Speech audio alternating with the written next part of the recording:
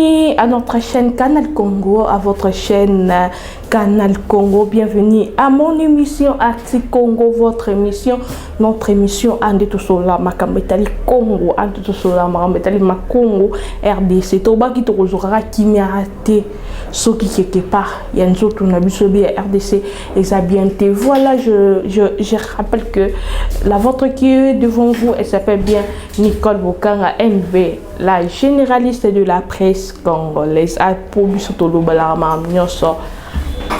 artistique, sociale, découverte, politique et tant d'autres. Ma je tali Congo to lobela vraiment vous comprendre quand on a qui chassait bon mon et puis na batanche ça bien été parce qu'il y a un jour déjà plus de 15 personnes na Ituri ba kufi pa ba bomi ba pa ADF na Ituri déjà coach c'est que vous comprenez déjà si j'ai dans le bilan ya est na loba qui aussi le temps est eventi qui mettait Norbando Zara toujours wana pour na kolobela kango di FARDC ba bomi bango na ba milicien ya FDC et ça mon message est bien tes message est passé na kolobela est pas mbaté na kolobela pe parce que tout dans la période électorale et nous se rappeler ka siko que ti siko na mon pe na que ça carte na kenda ko zo carte vie que ko vendre leki et puis na kuti système moko ya monnayage c'est ni président kadima et on a ba président provincial na ye boya boyo kabo l'émission oyo auto dénoncer et moko to dénoncer pour ba ya kaka il faut bola ki sa mutu il faut to dénoncer la police botie la biso pour ba garder biso na ba centre kuna ba koma na bango faut pesa mutu mbongo na ba centre ba zole kisa vraiment bande ko bola na biso va comprendre dans le bela comment ils ont évolué comment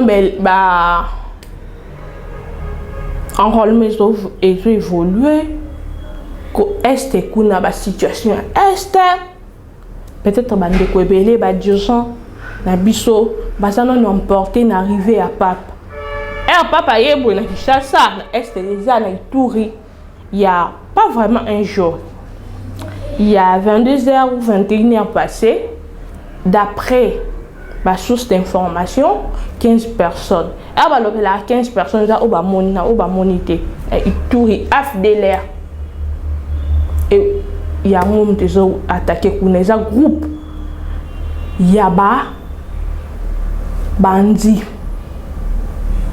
groupe yaba rebelle pour n'utiliser moi il y a bien il y a ba rebelle mte bomi bamu bato ana baza ba congolais ah biso toujours sambelaka to bosa apete baninga bazo kufaka to kufelaka te ko tsa bona prière to raisonner peu sur ba résolution ba solution comment est-ce que tout ça là bon tenir la regarder la transpiration là les chaleur il y a pas si y a est n'a pas si y a Congo peut-être il y a un besoin pour n'a pas si Congo te souffrant la maramni en so mais que ça si j'étais il y a ba courant régie des eaux donc c'est difficile donc bon c'est important bon vraiment pendant le bel est quand il a chopé ça il y a quelques heures avant bah monsieur Bissoana bah koufi bah soldats bah koufi 10 soldats FARDC et puis 15 personnes 15 population bah frère Nabiso bah sœur Nabiso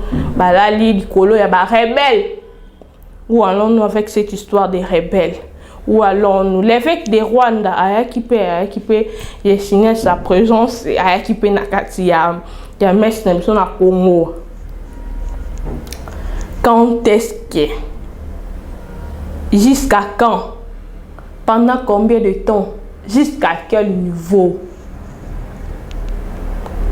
likambo est heureusement kimia total la paix totale quand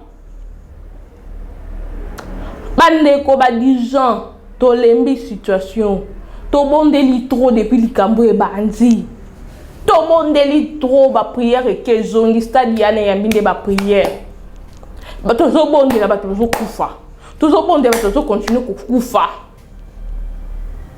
c'est que nzamba zo accuser biso parce que nzamba za incapable té Nzambaza kizebino que solution. Kaka des rapports ya ONI et ça la cas. Rapport sécuritaire ONI et ça la que le problème c'est entre les Congolais. Les Congolais, c'est que Nzambaza ba problème les problème ngate. Bino moko na kati obongi sino mité maté. Biso pas ambition et so balobaka ke sikenga bundi ya balobaka okikoya ko memisa Nzambe avant chaque dimanche avant to banda kids na makaka te donc na ba charge te avant ya ko memisa Nzambe ko tumbila Nzambe mbeka fo bongisa nanu nande ko mutu nyonso vous avez vu ce soit le wakana mutu ndeko nyama ndeko mbisi ndeko mutu c'est que vous comprendre déjà pas ça. Biso ba prière ke zongi. Ba prière ke zongi. Depuis, merci vraiment grand merci. La président Félix Tshisekedi depuis mandat naé de comprendre que c'est un président chrétien. Ba prière ke zongi. Mais bande ko prière ana jusqu'à présent zo résoudre problème ba ninga na STT. Et zo résoudre té. Chaque fois surtout vendu M23 mes collègues qui tirent derrière yé. M23 qui tire au baye. Pays au bat baroki au bando kufaka biso to comme le quoi bateau ba vandaka na ba payeuse en ba guerre kuna. Pourquoi le Congo? Surtout bito tout une question pourquoi le Congo parce que tous en la richesse. Parce que ngana lobaka soit ça que batika congolais. To pesa on richesse nga ndima to pesa mais congolais ça parce que congolais yé moko quand ngani na vandi bona de héritage là bien pour na Congo congolais yé moko makila na biso to population mon mystique peuple moko mystique peuple mon on encore bah je m'excuse peuple mis en part biso peuple fort biso mon to ça bien pour congolais que bimiselo au moko baninga dans l'étranger balobaka congolais sikaze bungana te pourquoi bungana te et ça peut parce que kibo senji ndeba balobaka non parce que toi peuple fort parce que toi bunga to za na liberté parce que toi na mboka est bien yango to banga ka mboka msuti yango ni congolais ta za mboka mpaya sa ka lo mboka na atena mboka mbeko ya lo kende ka modèle na pourquoi parce que ça assurance moi ils ont déclaré na makila te t'es aucun s'en foutait. Tout ça peuple mort biso mo tout ça va bien. Donc sinon congolais okoye mo créer ba diamant na ba or. Nzamba créer biso bon tout ça ba bijou biso nde ba compte ba roi ya monde. Dans le bac on émission na mort que biso ba roi monde. Biso nde ba kolo ba mkilio. Ba comprendre té. Ba comprendre té parce que tout ba do démontrer on a ba banjele belé. Tout ça, l'investigation, tout ça, la recherche, et vous allez bien, pour que se comprendra plus facilement à la chaîne, toujours à connaissance. Congolais, au coup, tout ça, combien de fois? Solution, vous avez maté. Solution, il y a il faut nani. Pas de solution. Bande, on a vu sur ma voisin, on va payer Mickey. Ba voisin Congo ba côté la banzela ba ituri na banzela ba pays mususu wana Burundi Rwanda nyonso Uganda ba pays mike ta pays le quoi Brazzaville na histoire et ta Congo la biso yo mona ba zombo ya Brazzaville et condamne biso nyonso ba kabola Congo RDC na Congo Brazza en bakabola. Donc, on est ici, quand on va vraiment partir, on besoin de l'équipe, on peut pas maltraiter biso, on va pas non. Donc, biso quand on faut mériter nyonso. Les dirigeants, qui dites-vous par rapport à la situation, testez. Bon, réfléchir ni à part pour ça, mais là. Bon réfléchir ni. Oui, état de siège et Salémi, ça n'a pas abouti. Il y a solution. Recrutement. Bazo recruter ba FARDC, ba recruter ba soda na quel salaire? Prime ya nini? Ya combien? Boa mité mamabe. Soldat congolais rambon ebele mais biso stokinda armée. Ate belé tata moyen o que vivre mboka. Oh plutôt ndako, famille. Mais biso stokinda armée. Bozo recruter to ko défendre mboka na mona mikolo ba publicité que ba basi bo ki recruter. Ba basi moi je suis na besoin robota. À que sacrifier vie? Faut téléper moi vie, faut téléper moi loco. Oh, aime ça tigibana, oh de 18 à 25 ans, bon, ça va tout jeune. Recrutement, voilà, fait la recrutement jeune.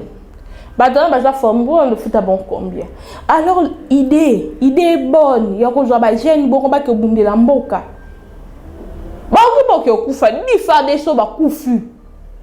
Bah, blessé des guerres, couteau qui part, bah, on te va blessé des guerres, bah, comment on s'est en bon, on a déjà mis sous biso, donc, on a bah, ndoki. Bah, comment on a bis ko c'est en bongo. Blessé des guerres, on doit sous bon, on va l'ongate. Bah, soda ukrainien, na, bah, soda russe. Oh, bah, ça va blesser des guerres, bah, ça, c'est bon opération. Na compte le gouvernement à quatre opération bah ça ici salaire mon temps sourire bah ça bah héros bah toi non faut pas tomber la bango bah toi non faut pas tomber la bango mais par contre c'est pas le cas pas na biso to tombe la né c'est pas le cas pas si vraiment. Ça passe. Tous on a normalement. Tous on a année électorale. Tout l'obéla quand ma belle élection. Biso ba population tous a besoin que ma pondami. Chalet j'ai commis kende député on est dans les réseaux sociaux ba lobby Moussa azo besoin ma carte c'est ça ko kende ko accompagner député à que soit carte. Oui, a Moussa qui tente. Et surtout o azaki de li. De quoi ça les publications vraiment au raisonnement bien. Mouta zaka de li ngam na vota kaye, ngam na komisa kaye avec la population. Rendement madame ezate ngana plutôt quoi 5000 vaut mais ka pas sur commander population, faut se prendre à charge. Combien de fois dans le bali kamba se prendre à charge. Bien que et ça il m'a du côté mais faut tous être conscient que na congolais ba que tombe là de quoi 5000 francs. Pas 5000 francs. Pour que vous comprendre que na longa na ka abona ken école ana ko tika député ba pesa 5000 francs de préférence na kende. Système ya moniage président Kadima. Oyoki déjà centre bateau botcha bo engager ba ba ka retard na centre ba ka 10 heures raison na lobi ane bandela ngamono na ju quartier na commune na centre 10 heures. Moutoro koma zali informaticien zate no ayete era yele kwa liboso ke lukasike sans pour autant koyeba ke mutu o ayeke ki depuis kala ake lukasike ake luka non secret donc bino bozela pour anini bato wana bazaki bien formé ke manque ya professionnalisme. Bon, il y a une explication, tout ça qui jeunesse, parce que jeunesse, tout ça, jeunesse, c'est pour une opportunité d'emploi. Basa formé, basa jeune pas cicaté, basa tenir sur basa, basa engagé par relation. Non, on a pas relation, parce que on a seigneur recruté, t'as tenir sur basa, qui a pas te bébé, sur bangoté. Faut à moutoua bouse, on a relation, on a contact. C'est comme ça se passe à Kinshasa. L'occasion au Congo en général, l'occasion les cas et pas moutouka, oh aïe, banina moutou. Voilà, va retomber. Ma machine, ils ont salaté. Tout couvert au bon de la thé. Ma on a besoin aussi banoté. Bakena église sans pour autant. Bon, quand on a bino. Ah, biso to kokate. C'est ni. Moussala. 4 sur 10, 3 sur 10. Ba centre moussou ba machine, ils ont salaté. Ba engagé. Pure code informaticien banganga ko kana ko fongola pio code ezo fonga matin sur yanga biso komara na papier pure code c'est que batanga bazaki formé te ça soni manque ya professionnalisme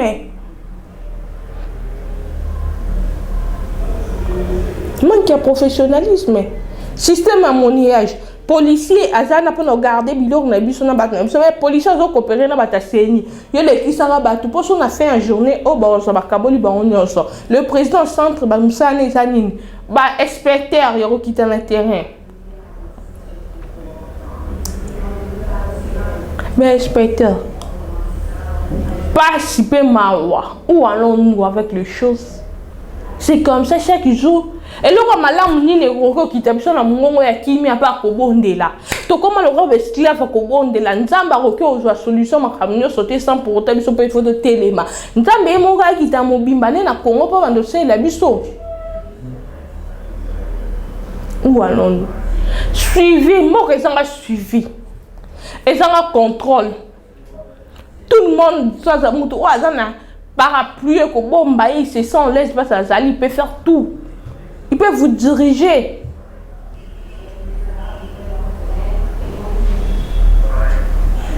Nous payons 2000 à l'équitation. 1000 francs à l'équitation. Ça ne va pas. Ça ne va pas. Ça ne va pas. Ou non, nous avons un système où. Et là, on y a que les Congo sans pour autant tout réclamer. Et là, on y a que ça, les maçons pour autant te déclarer. Ni on se te réclame à te déclarer. On peut plaigner. On va dire, j'aime tes mains. Il y a simple les arrêtés, normal les arrêtés, il y a facilité les arrêtés. Il y a quoi apprécier, tu apprécier en 100%. Mais je dis que le pourcentage est à moyen, il y a l'appréciation. Mais je dis que le moyen est assez. Il y en a assez. Sinon, tu sais prendre la charge, tu vas réclamer, qu'on déclarer. Vous avez belé kolandanga. Nga c'est la raison pour Zolanda. Vous comprendre que Bolanda qui a bolaki émission, vous commenter, vous partager pour vous ça peut aller comme sous. Vous partager, vous comme c'est l'Arabie, on peut pas avoir autorité compétente. Bah yo car réclamation na biso. Oui. Naza analyste, naza journaliste, naza citoyenne congolaise. Naza la cité, j'ai fait des investigations par rapport aux problèmes où ils ont brillé tout la population dans la cité. Pourquoi on a bandé la cité? Pourquoi? Parce que la population est dans la cité, va continuer dans la ville. Et vous êtes là le dur champ pour nous. Biso bata cité on tombe la rabino. Vous pensez na biso, vous commencez à biso message.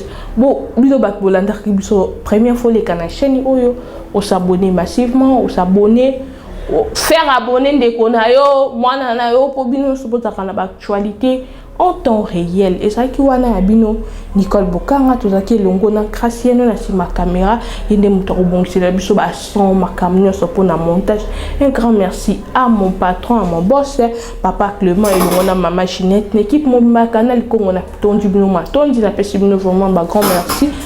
Quant à moi, je vous laisse tout le monde à la prochaine numéro. Merci, bye.